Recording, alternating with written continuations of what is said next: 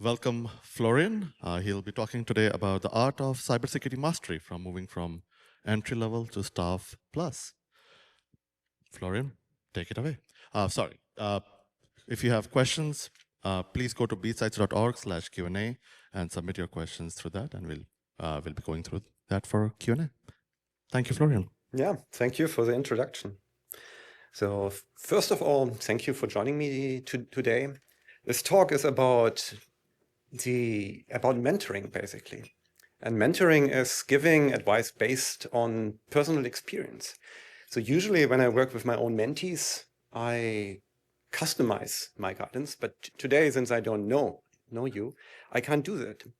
But instead, I'll start talking first a little bit about my own career journey so that you can understand from where these ideas are coming from and how you can apply them into your own careers. So let's get started.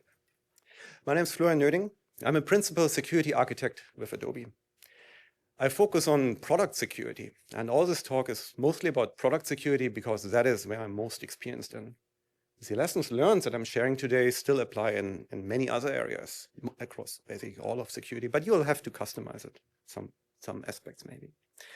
What I do in product security, I focus especially on static code analysis or all the security aspects of source code, from how to secure Git repositories, software composition analysis, SBOMs, static code analysis, SAST, that all.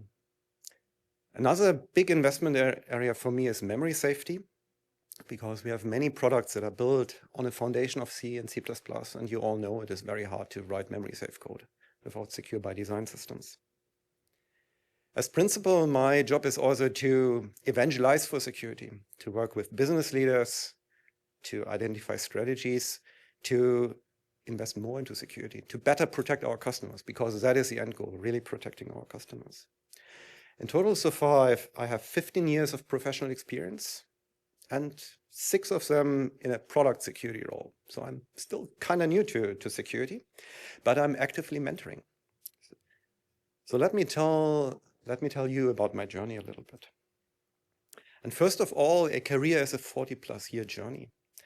And what I've always did is I've wondered about my next step, and also the question for you, what is your next step? I didn't look 20 years into the future to figure out what I wanted to be at some point, but I simply followed my curiosity.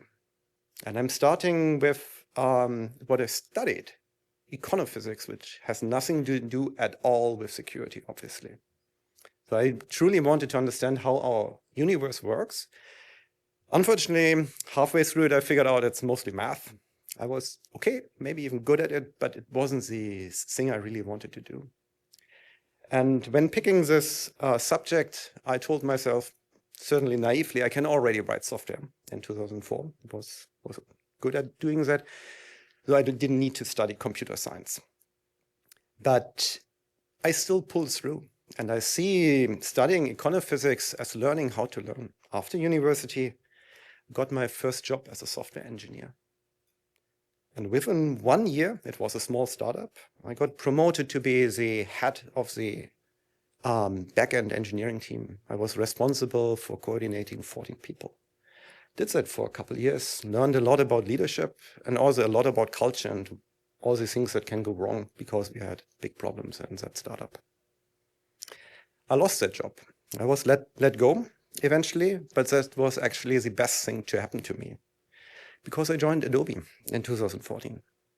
I knew I didn't want to be an engineering manager anymore, but I was very grateful for the leadership experience that I had gained.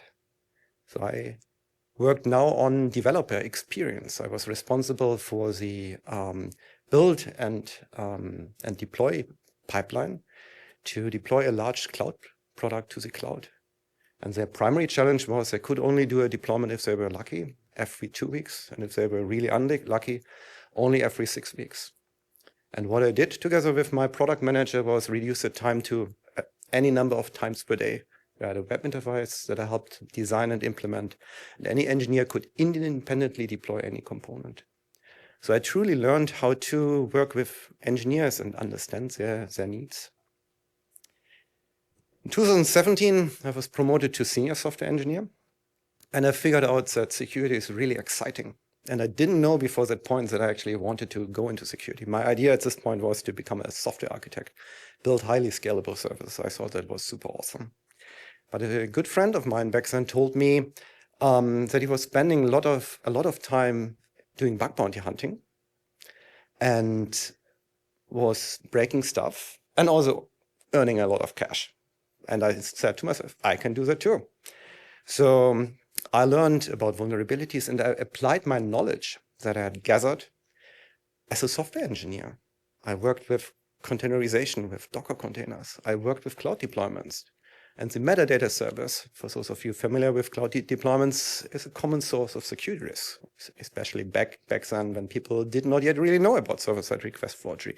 It's the root of trust for many things. And I was good at writing, well, relatively good at writing C++ code, certainly better at breaking it, and I was good at finding memory safety vulnerabilities. So I hacked cryptocurrencies, not the big ones like Bitcoin and Ethereum, smaller ones. I hacked cryptocurrency exchanges, especially one where they forgot to properly secure their build system, was exposed to the internet, just had to guess the. I hacked a build system that was exposed to the internet, and I got access to all their cloud deployment keys and probably access to their hot wallets. Unfortunately, they decided to threaten to sue me. They actually didn't do that, so I decided, well, maybe doing this as a side job is not the best idea. I want to do this full-time. By 2019, I applied to Adobe's central security team, AppSec, and later on product security role. And within 3 years, I got promoted to principal security architect. And I now run strategy for more or less half of the entire enterprise security-wise. So I know a thing or two about how to advance your career, and I want to share that with you and give back to you. I have no clue what I'll do in the decades until I will retire, probably around 2050.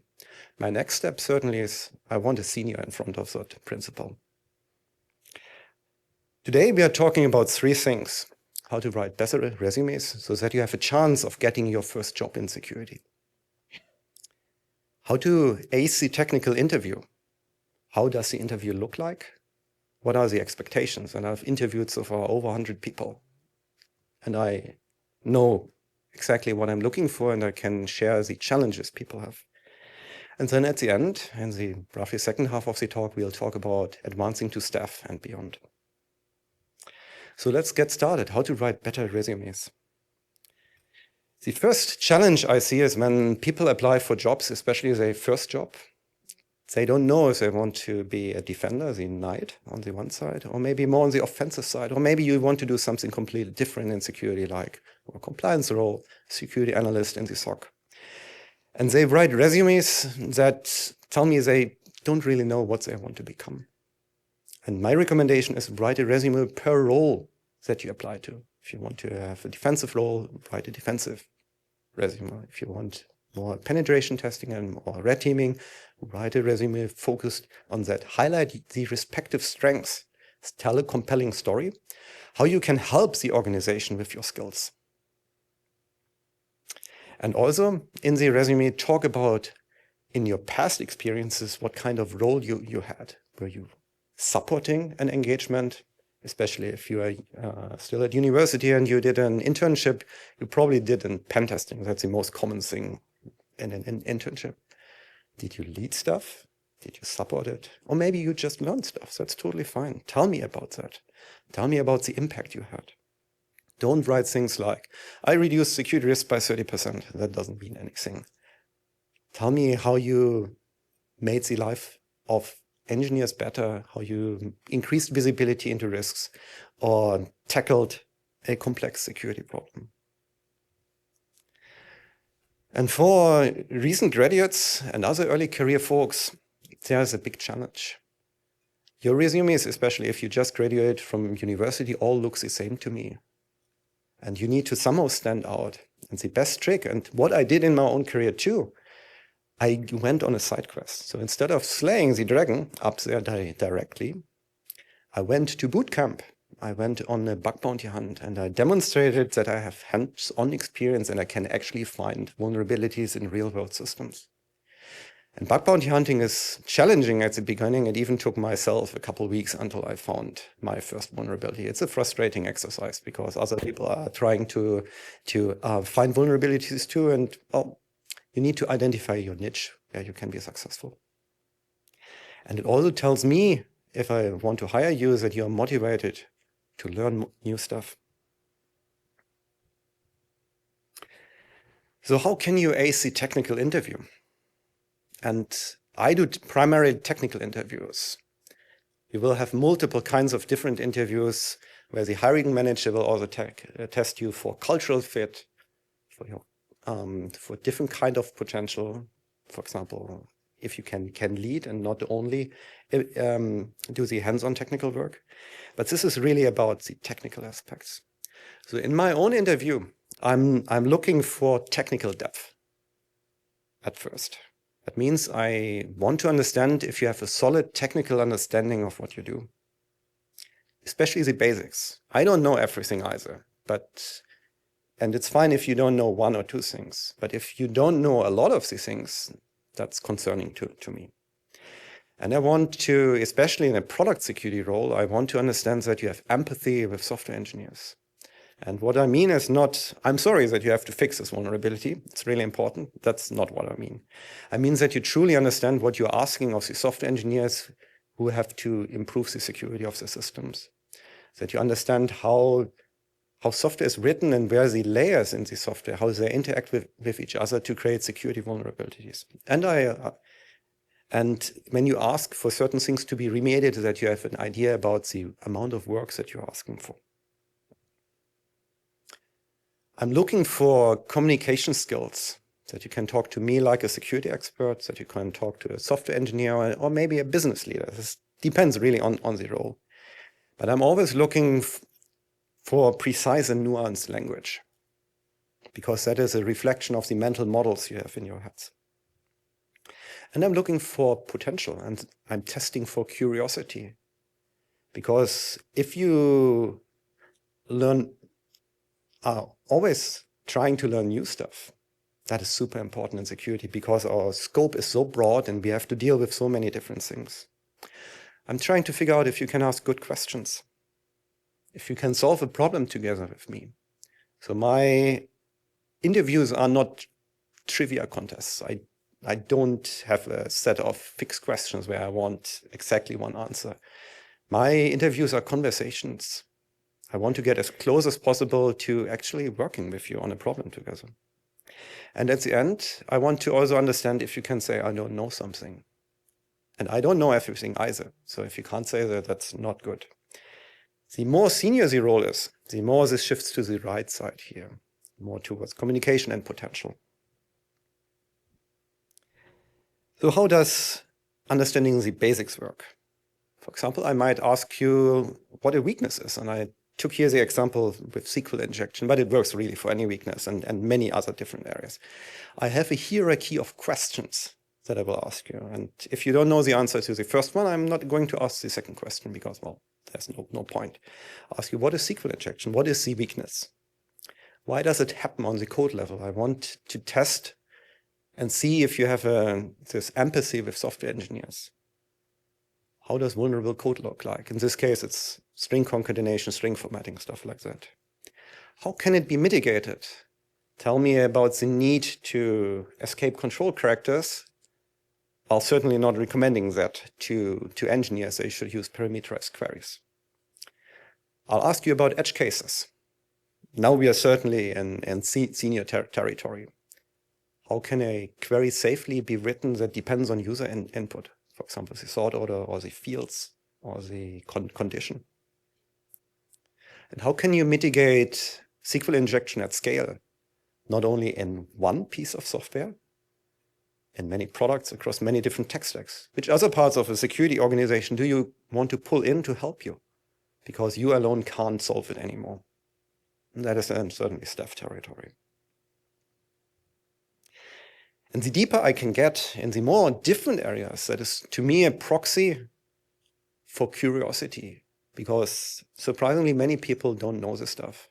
And getting a job is unfortunately a competition. So it's a little bit different to what Clint said. You're good enough, and to get a job, you might need to be the best fit.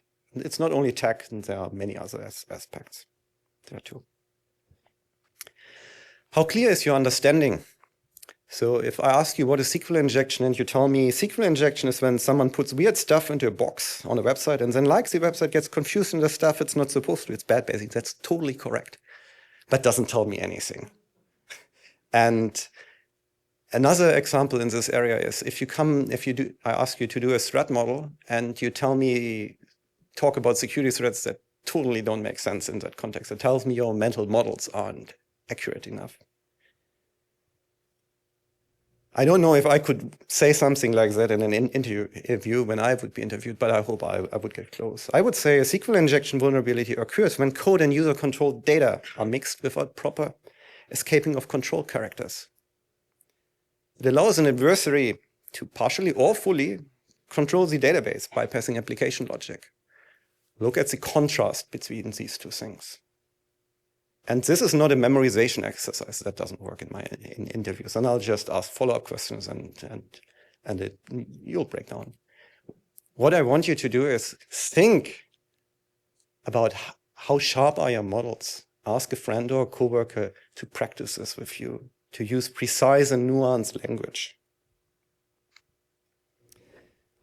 Usually half of my interviews, in a 45-minute session, that's about 20 minutes, is I'll ask you to solve an open-ended problem. And I usually use this one for a product security role. You've been assigned to help secure a new company-wide login page or process. How do you work with the team? And I can share that question freely because every interview will be very different. You'll take a different approach. And I just want to see, where do you start threat modeling? Do you focus on the application or product security areas, on the infrastructure? How do you balance risks with business needs? So password storage and multi-factor authentication is very interesting from a business perspective. How much do you want to slow users down logging in? What does your business think risk-wise about this? Which tech stack suggestions do you make? Do you think it's appropriate for the team to use jQuery? Or should they use a secure by design framework that inherently prevents cross-site scripting, such as React? How do you prioritize the security controls? At the end, we have all limited time to invest into security. We want to be efficient about it.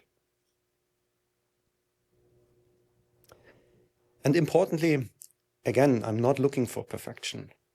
I'm looking for you to work with me. And not knowing stuff is totally fine. I will guide you through the interview, but you can practice this and get better at it and have a much better chance of getting the jobs that you want to have in security. Advancing your career.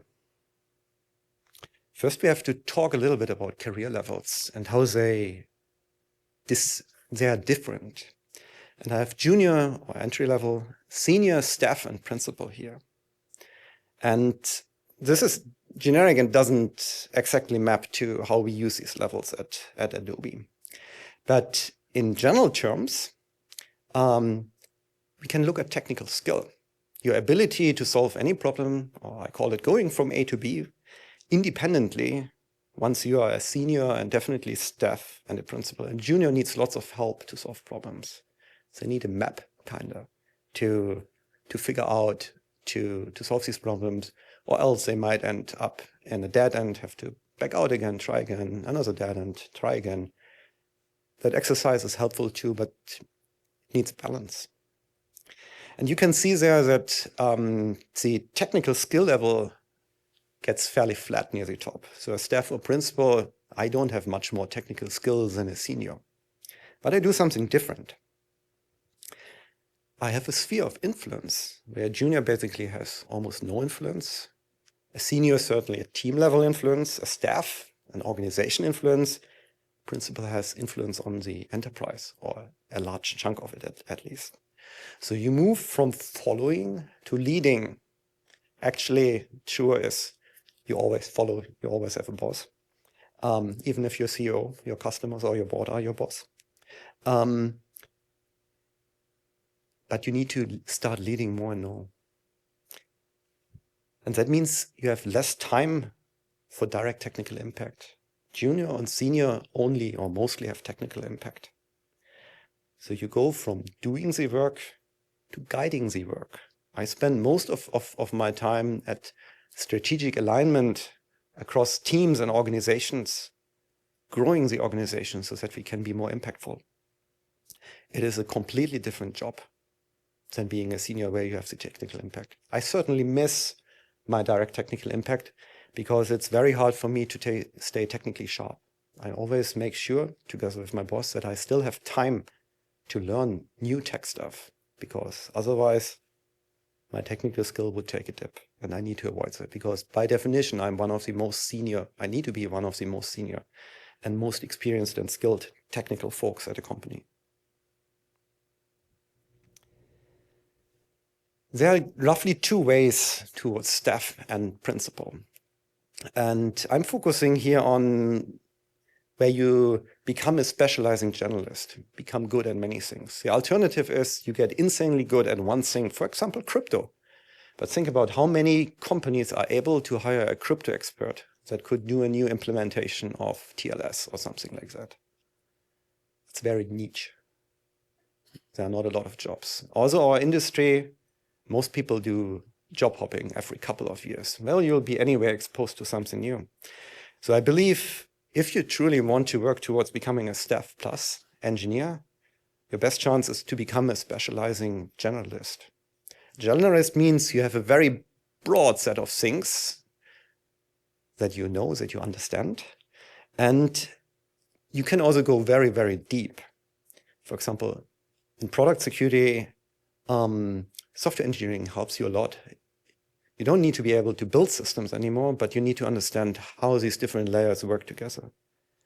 If your software gets deployed to the cloud, you should understand cloud aspects and networking.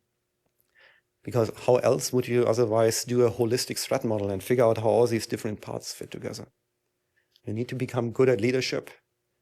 Leadership is important also in your role to influence software and engineering teams, other parts of the organization.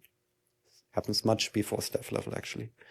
Understanding compliance. And of course, you need a lot of security. And if you go beyond product security or look at specific roles in product security, the shape of this is different.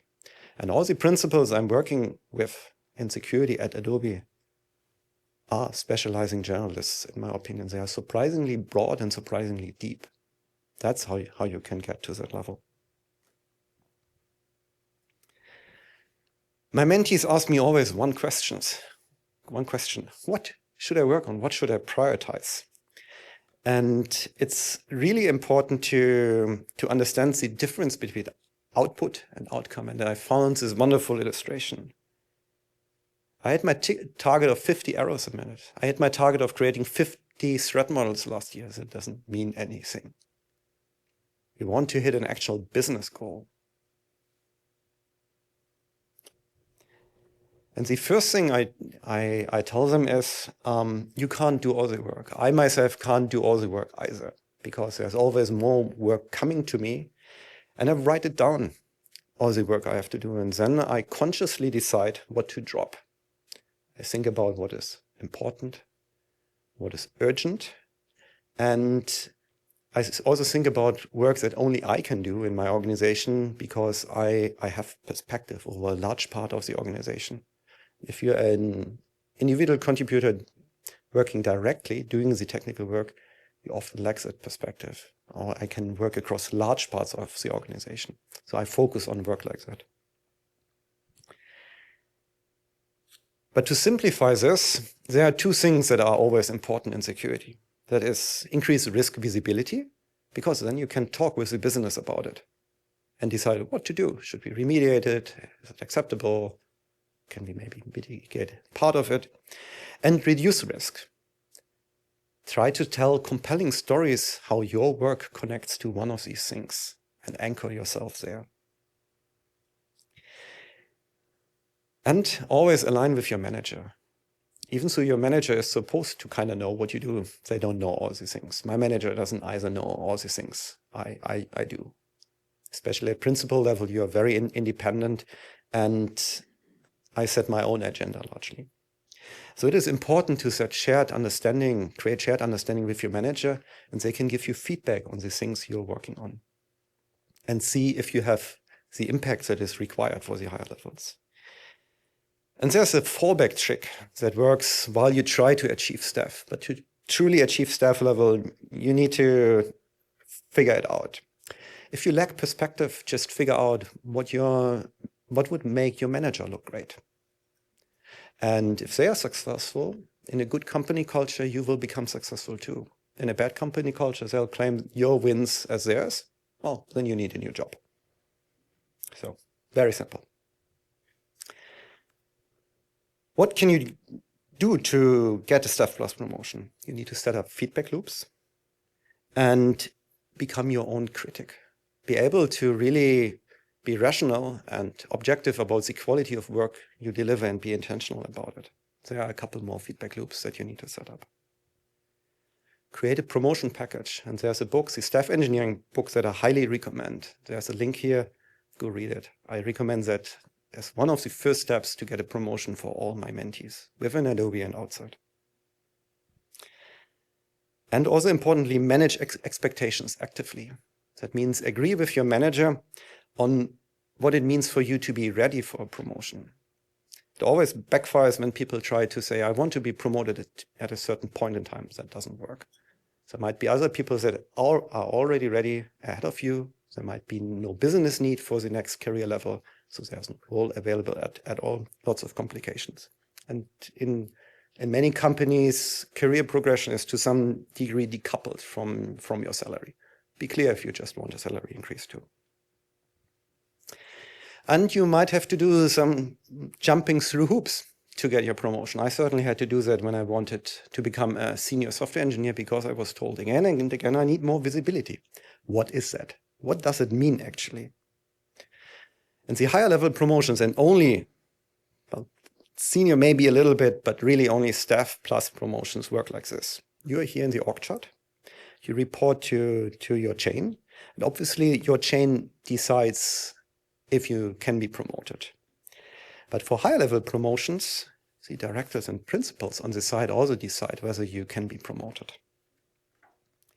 So if they don't know anything about you, how can they help you with your promotion by endorsing you? So what you have to do is you need to look at your sphere of influence. And as a senior, you probably have a sphere of influence that's shaped like this. Mostly your team, and by implication, your direct line of management. But at Staff Plus level, you need to work with the other teams. You might not be able to work with the director up there. Then work with the manager or their peers, because if the manager is asked to endorse your promotion, they'll certainly ask their direct reports, their managers, if they've worked with you, if they know anything about your work. And if you work over them, then you have visibility. That is what it means to have visibility. You can also work with your principals or other Staff Plus engineers and talk to them. And usually you need a sponsor, and your manager is by default your sponsor. What does it mean to be a sponsor? A sponsor gives you bandwidth, time, to work on projects that exercise these new skills that help you get more influence, that help you work on leadership skills, because influencing without authority is very different than doing direct technical work. And ideally, if you want to accelerate this path, go and find a mentor in your own organization. So I double-checked this with a couple hiring managers from other companies. It works in these large organizations, also like this here from my own experience. But go figure out how it works specifically for your organization.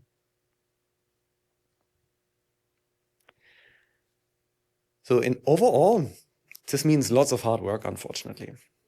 And there's no silver bullet. You'll need to build up experience, good judgment, and critical thinking. So follow your curiosity. Figure out what you're truly interested in learning, because if you follow your curiosity, this hard work becomes much easier. The hard work of finishing my quantum physics degree, I don't want to do that again. I'm much more into software stuff. So it's much, much easier to me. Master your craft. I take a lot of joy out of mastering my craft and getting better. And I've seen other people that feel the same way. And if you're at staff, and especially principal, this is the best job I ever had. It gives me so much freedom and purpose and impact, which is really awesome. Once you've mastered your craft to a certain degree, move on and learn something new. Rinse, repeat. So what's your next step? Thank you.